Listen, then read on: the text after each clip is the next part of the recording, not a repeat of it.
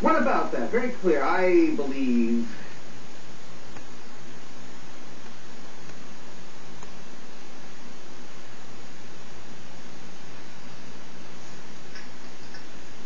what about that? Very clear. I believe that but in the their deeds were foiled and they were unable to change the deen because God confirmed what He said and exposed the fraudsters.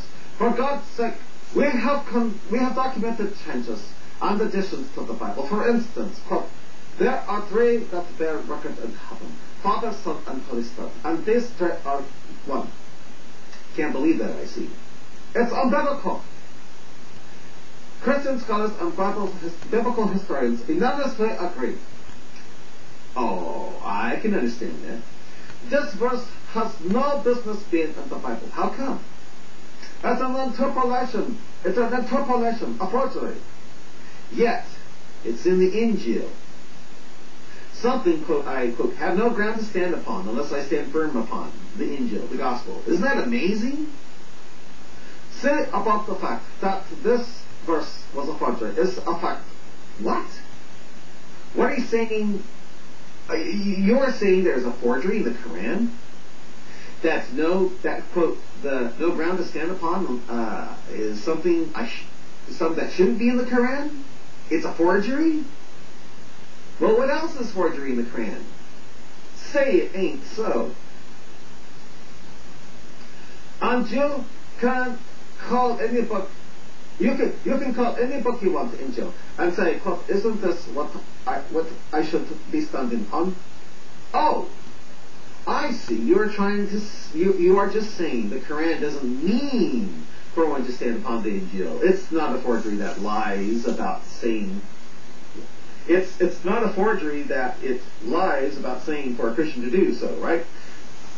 Could you make up your mind, please? Then I could change the title on the Satanic Bible to Injil and say to stand upon that. So you agree with me, finally, that it's pretty stupid and worthless to have, quote, no ground to stand upon unless a Christian stands upon the Injil. Right? Pretty stupid, huh? Just because I call it Injil doesn't make it so. Then why does the Quran make that mistake? But for sake of argument, let's say I took your Injil. Well, there are many. I took yours. Let's examine Jesus' statement in peace. And I'll show you how you don't even stand on this. Why do you have four angels?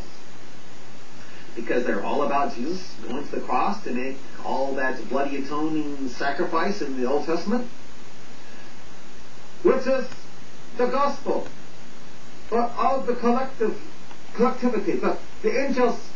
And again, I ask you, because you have yet to answer, why this one? Because they deal with the final sacrifice, making sense of all that poor innocent creature blood being spilled for the atonement of sins in the Old Testament, not putting one's patootie up in the air 5 times a day, every day, for the rest of one's life. But some translations still have it because it's already part of Christian Akidah. That this was bad in my view. Sure, in your view, not mine, of course. As a Christian, you wouldn't think that your book contains forgeries, but if it contains forgeries, why is the Torah both guidance and life? Why is the Injil something the Quran says, I quote, have no ground to stand upon unless I stand firm upon it? How come you never answer those questions of mine? And that there's forgery. Thought of, no question forgery. Meaning that the Quran is lying about me standing firm on the Injil. Flat out, no question, being totally stupid and insane for saying that I have no ground to stand upon unless I stand firm upon it. This is what is meant by standing firm upon the Injil. Really? Where does it say that in the Quran? What's following this passage of standing firm on it? You ask me. No, it doesn't even belong. So Muhammad just, so you're saying Muhammad just wrote anything into his Quran then, right? Looks like he did. So that isn't Injil. Why do I get the feeling you only believe parts of your Quran for certain times and not for other times? Also meaning that not standing firm on. It's because you didn't even guard it to protect it from being tainted. Meaning, again, that it's a complete and utter lie to stand upon it, to stand firm upon it, right? How is that standing firm on it? Right. How is it? How is it if the Quran is true? If you did stand firm upon it, you would never be a Christian. No, I'm a Christian because I do stand firm upon it. How am I not standing firm upon it when it's all about Jesus going to the cross and making sense of the metallic idol of a snake successfully being used as medicine in the Torah?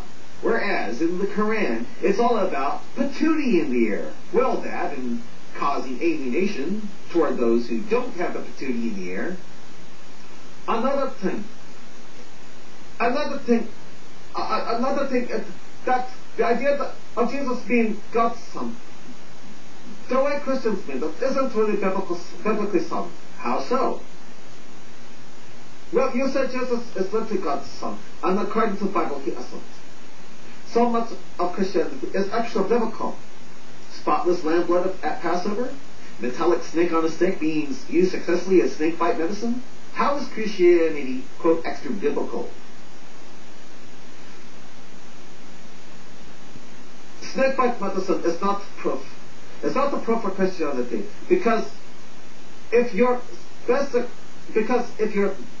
theology is invalid, this means nothing. Or from the say-so of Paul, who seems to be Jesus' ideological nemesis. In what way? I'll send that next. He never does. So many Christians' explanations of passages that seem to contradict them are nowhere to be found in the Bible. What? Do you say? What do you say that isn't in the Bible? Aren't you now supporting the Quranic view that the Bible is just fine, but that Jews say things that aren't there? You are, aren't you? This is what I'm saying. The verse don't say. They just say things that aren't there. Says that actually write Scripture. It's both and often defy reason and basic understanding. Basic understanding? Where? If you read the Injil, the Gospel, doesn't it say, as the Quran says, that Jesus didn't go to the cross? Or does it say that he did? Even if you believe in the Gospels, Jesus' statements, in them rule out the possibility of taking him as divine. Quote, if you've seen me, you've seen the Father, unquote. Sounds like you only want to believe scriptures like Jesus being, quote, made a little lower than the angels, unquote, so he could suffer death on the cross.